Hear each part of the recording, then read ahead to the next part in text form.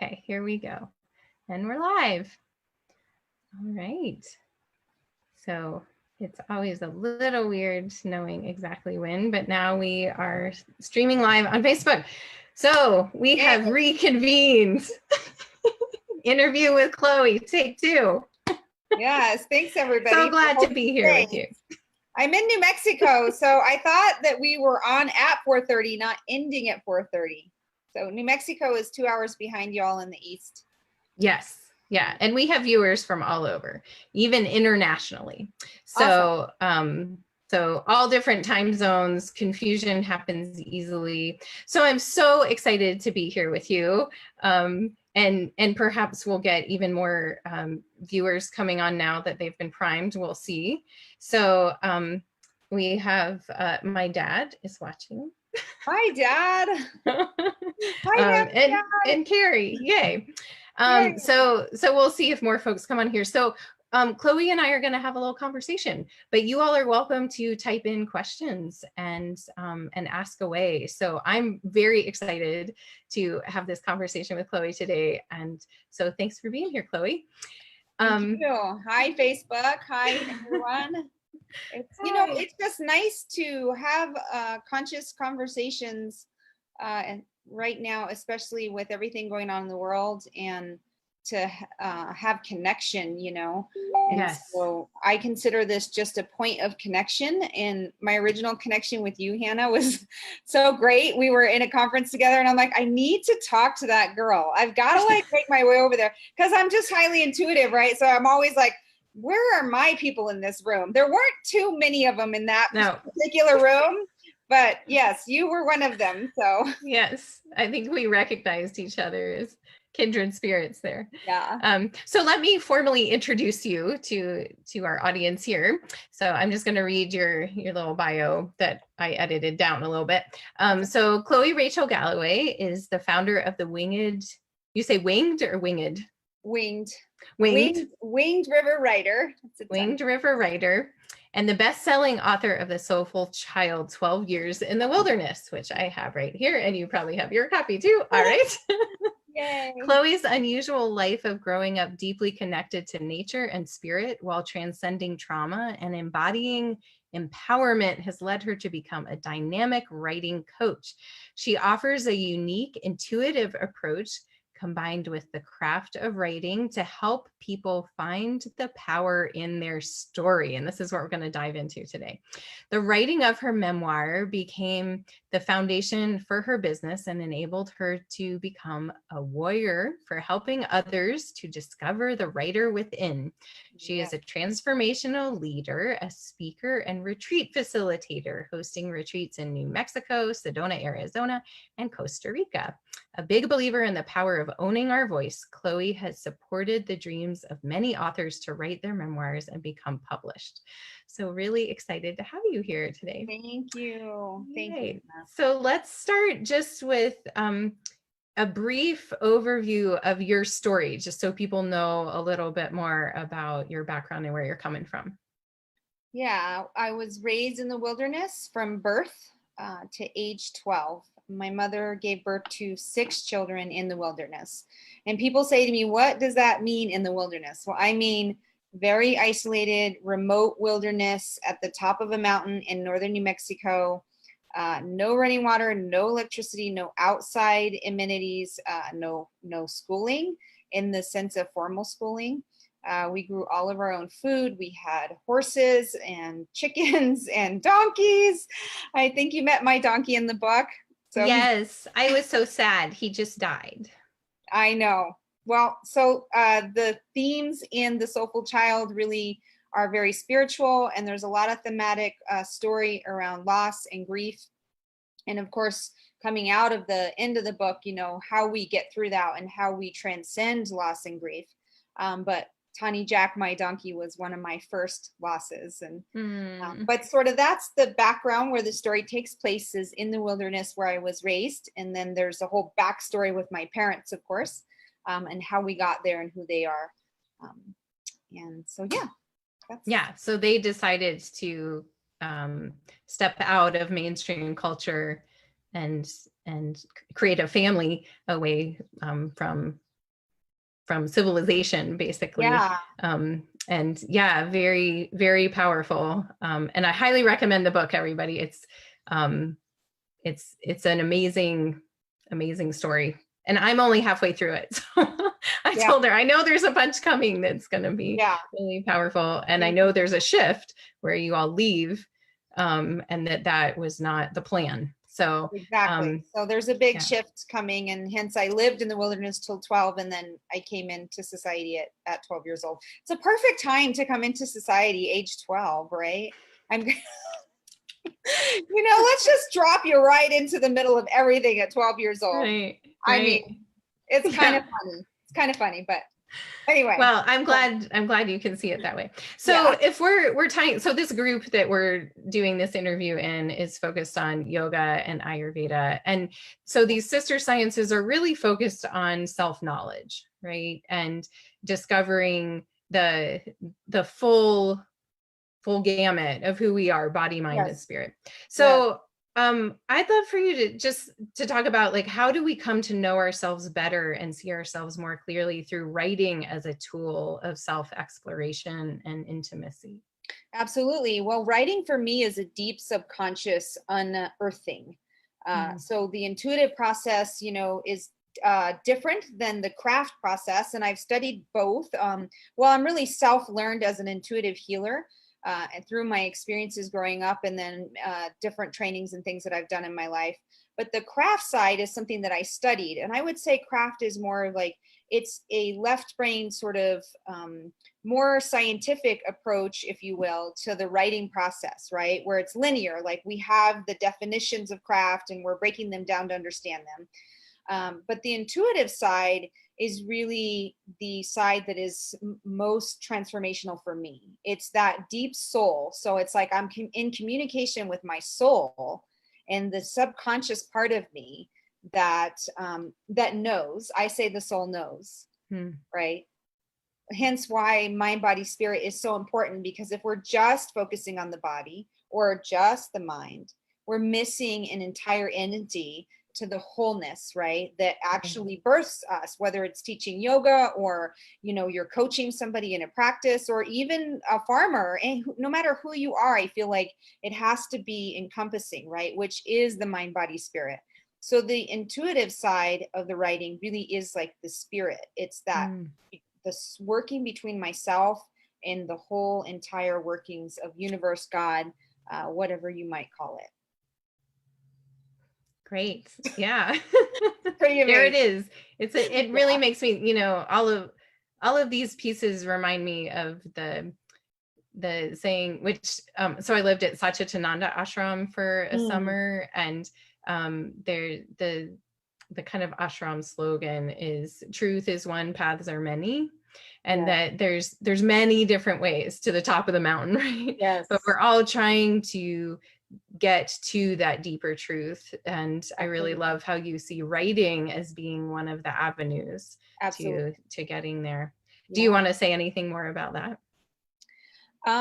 No, just that I agree, and that there are many paths, and like yoga and in the way we interact in the world and what we eat. So food is medicine, and how we interact with our body, and it's all a piece of it, right? And so I like to incorporate all that stuff in my retreats, actually, because I think it enhances the process. So it's a togetherness thing, not a like one is better than the other, right? And I really want to say that to us entrepreneurs and light workers and all of us in the world that are making an impact, because I so much believe that every voice is needed. So everything that you're doing is so absolutely needed, and everything that I'm doing is needed, right? Yeah. And yet we're trying to help people get on a pathway. Some people are totally lost in their direction and where do I go, right? And we're just trying to help people get on a pathway to get going toward the mountain, right? Yeah. To know that the mountain's there. and then sort of walking them there if we can, but we all need each other. We all need each other. So yeah, so true. So along those lines, so the stories that we tell ourselves are what truly forms our reality, right? Like what we believe about our lives and other people and our place in the world and everything. So how does that bode for us moving forward in our world right now? How do you see the power of story in light of being in a global pandemic and lots of Yeah.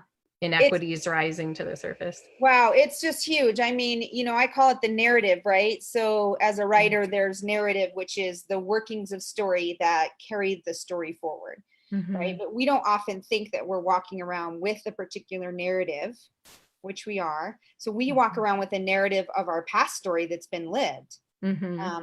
And that we may not be aware of that narrative. We might be aware of parts of it. I call it the fragmented story.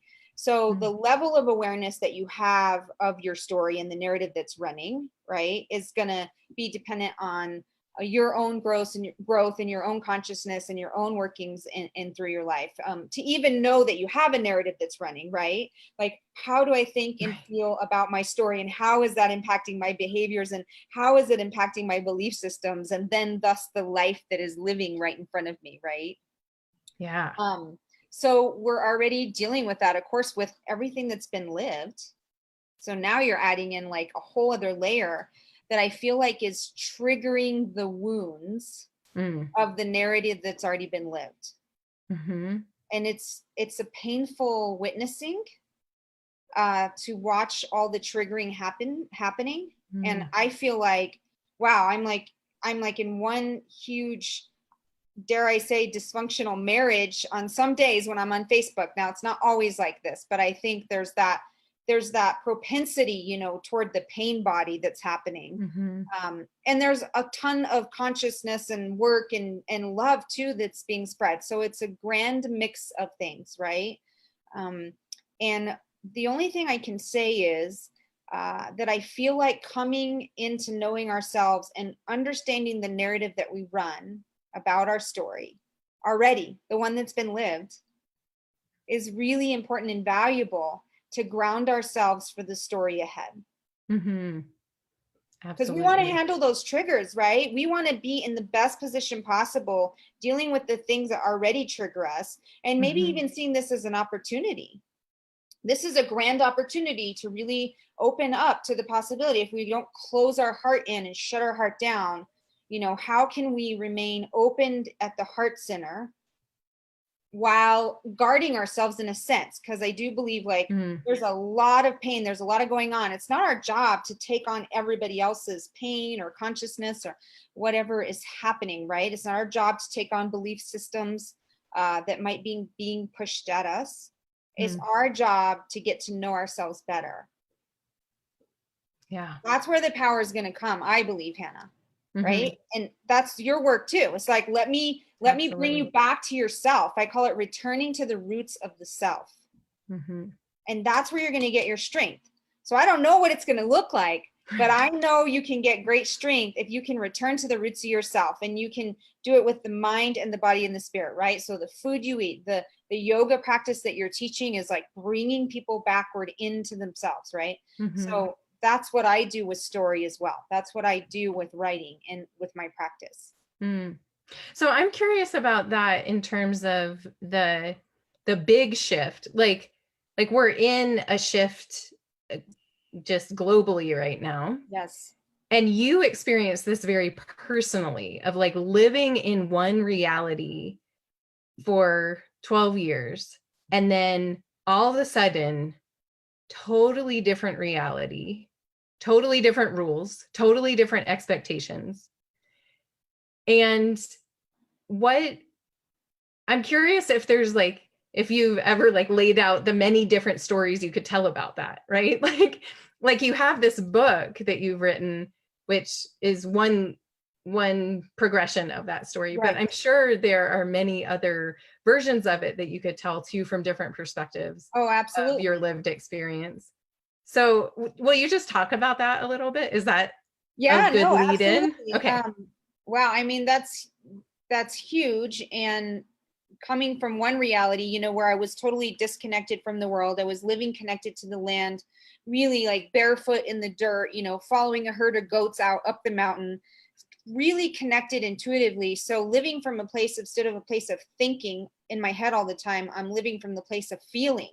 Because when you're born into nature, where, you know, we had this one room little cabin and 8 of us lived in there, and dirt floors. And my dad just put this together, you know, as quickly as he could, cutting down trees and getting, you know, boards up and whatnot before winter hit really hard on us. And we were outside in the snow for like a couple of weeks or something. But when you live in that kind of environment, you live from the gut instinct, right? Which is intuition, because that's what keeps you alive.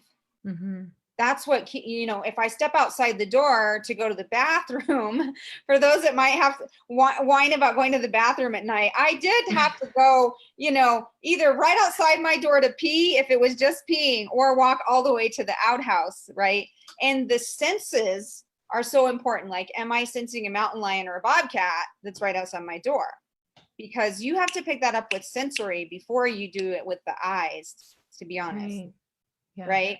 So I'm just giving a picture of the distinct difference of living in that environment and being raised in that, which I think is part of my gift as an intuitive coach, is that I'm so able to get there. And then my work is to help you get there. But coming into the world, well, first of all, I was in the middle of trauma, because there were some really heavy circumstances that took place with my family, and my parents' relationship was falling apart, and we were in isolation with a very volatile situation. So I was in the middle of that trauma, and then entering the world, it was like another layer of trauma, because the world is so busy. So imagine that. Imagine realizing that just the pure overstimulation and busyness actually adds trauma to us. Yeah. Overstimulated central nervous system. Right? Yeah. What are you doing every time you bring people to yoga every morning? It's like, let me just calm your nervous system. Right? People are like, I'm all over the place. What do they call it? A hot mess, right? It's like, but for me, it makes me almost cry, you know, because I know and I can feel in my body how distinctly different it is to be in that calm state and then come into an overstimulated environment. Yeah.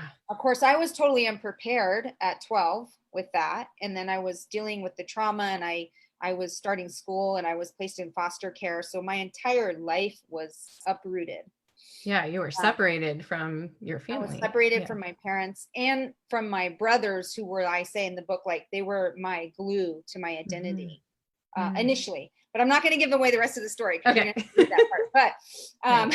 But speaking to the transition through things, right? I mean, now, of course, I feel like that's the power in looking back at your story and like unearthing it, is understanding the power that you got from the circumstances. Yeah. So I definitely feel a little more prepared because I can look back at that and go, wow, I transcended that, and then that, and then that.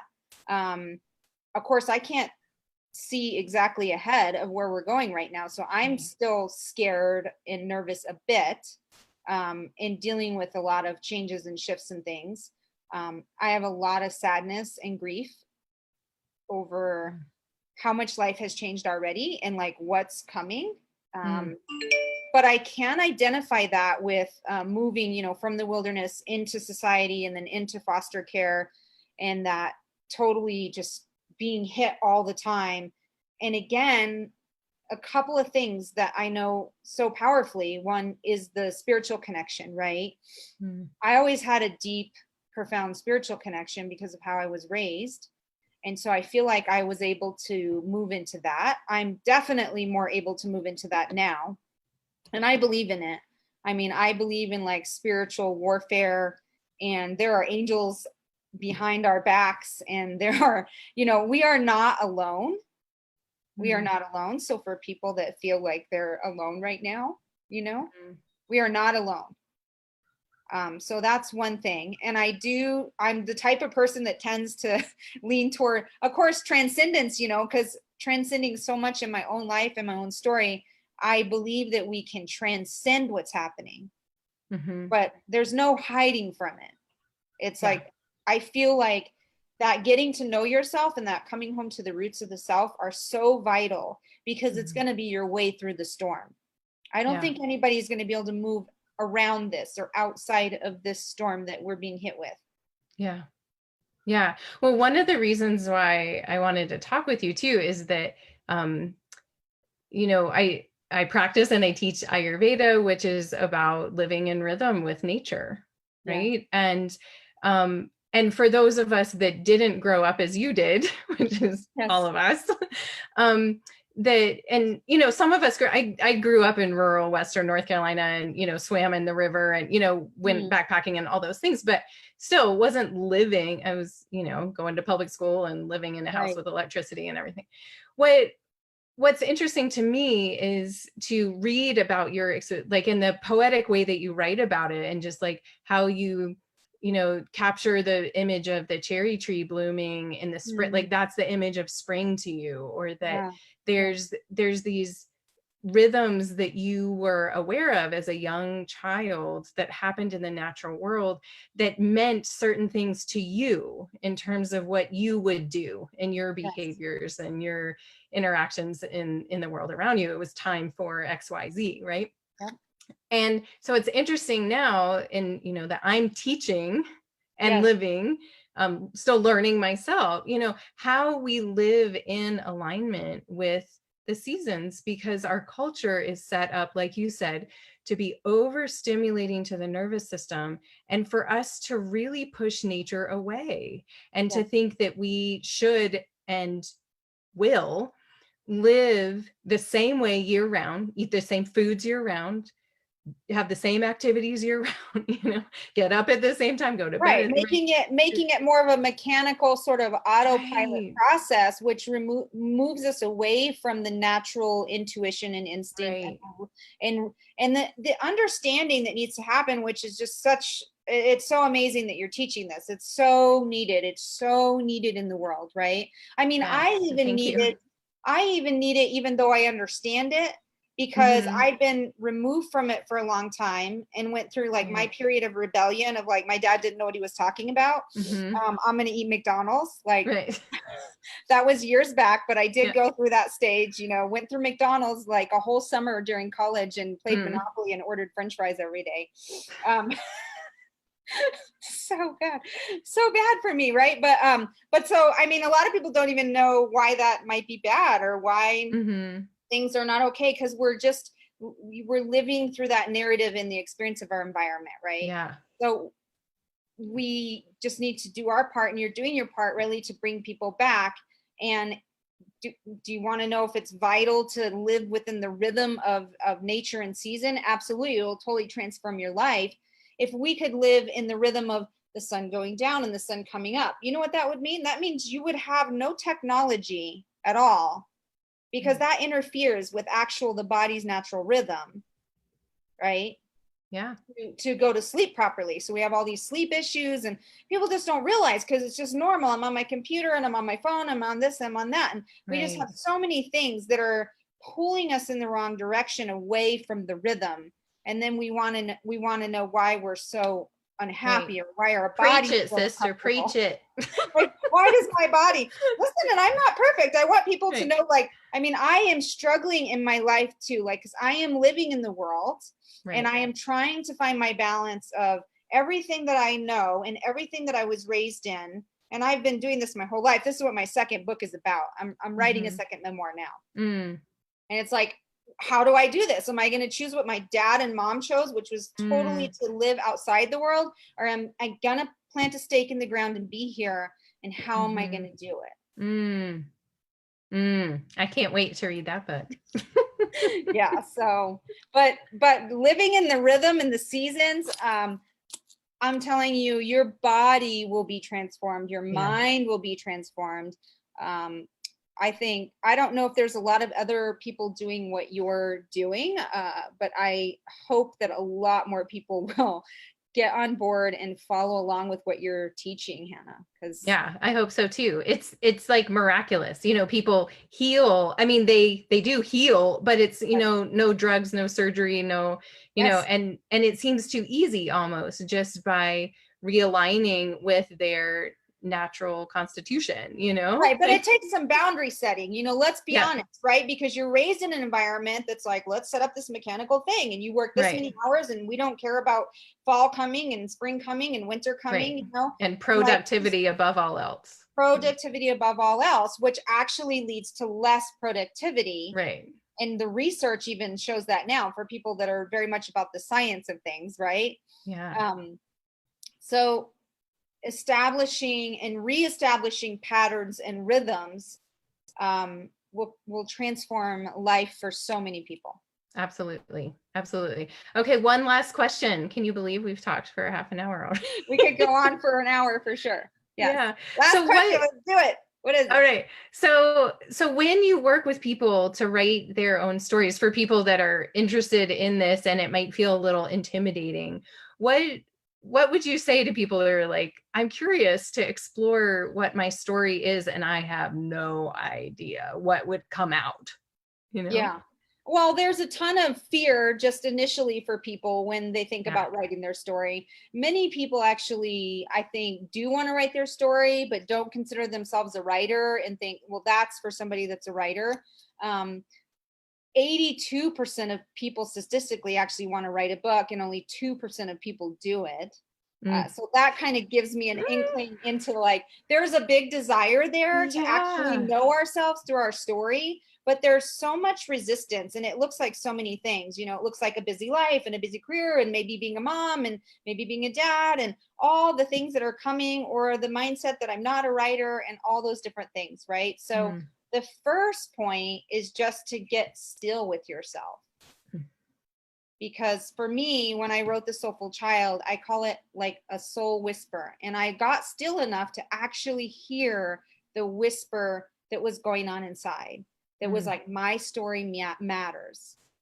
So people have to understand that their story means something. First of all, it means something to them. Because if they have a fragmented story, which most of us do, it just varies in the levels of that, right? Of how much they've integrated it and understand it, and versus just compartmentalizing it to survive, Yeah. So understanding that your story matters and just getting still enough to listen from the inside. I do want to connect to my story. Then if it's like, okay, I've gotten that far, but I don't know anything about writing or whatnot, I'm super happy for people to reach out to me about writing. I actually have a really fun thing that I would love to give away to your people. Yeah, let us know. How can we interact with you and where can we find you? Well, so I have something called story medicine. I like to say to people, you're healed enough to be somebody else's story medicine. And then the question is, what medicine will your story bring?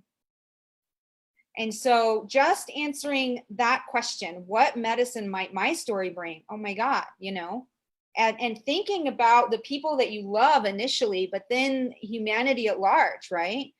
Think about what medicine your story might bring. So I would love to, I can just send it to you and you can put it in the link for people. But the story medicine piece is just a way to help people connect to their story and ask themselves some questions. And if you get to the place where you actually do want to write it, I want to just say this: the writer is actually within you. If you can just understand that, the writer lives within you. Your work really is to clear all the barriers, all the limiting beliefs, the obstacles really that are in the way for you getting to the heart of yourself where the writer lives. And that's the work that I do. But if anybody even just can just get to the place on their own, they're gonna feel it. They will sense that writer within. Great. So where can people find you if they're interested in connecting with you? Yeah, so find me on Facebook because that's easy. Chloe Rachel Gallaway, and author Chloe Rachel Gallaway. And then the book is on Amazon, and we're in 6 countries now. So if you're in other countries, I believe if you just Google The Soulful Child, 12 Years in the Wilderness, because there's different Amazon links and stuff in different countries. But in the US, it's really easy. Just go on Amazon, The Soulful Child, 12 Years in the Wilderness. And also people can just look up my website if they want to just browse around, and it's easy. It's chloerachelgallaway.com. Awesome. Well, thank you so much for being a guest today. I'm glad it worked out after Thank you, all. Hannah. Thank you. Thank you, you guys. Yeah. So, Yeah. and let's reconnect again because I love the work you're doing. Yeah. And yeah, Likewise. we're going to keep sharing. So, Wonderful. Well, thank you so much for all the wisdom and beauty that you shared with us today. And all the people out there watching and that will watch, a lot of people will watch this as a yes. replay. All right. So Thank you. we'll post links below. All right. Have a great rest of your day. Thank you. Bless you guys. Bless you. Bye.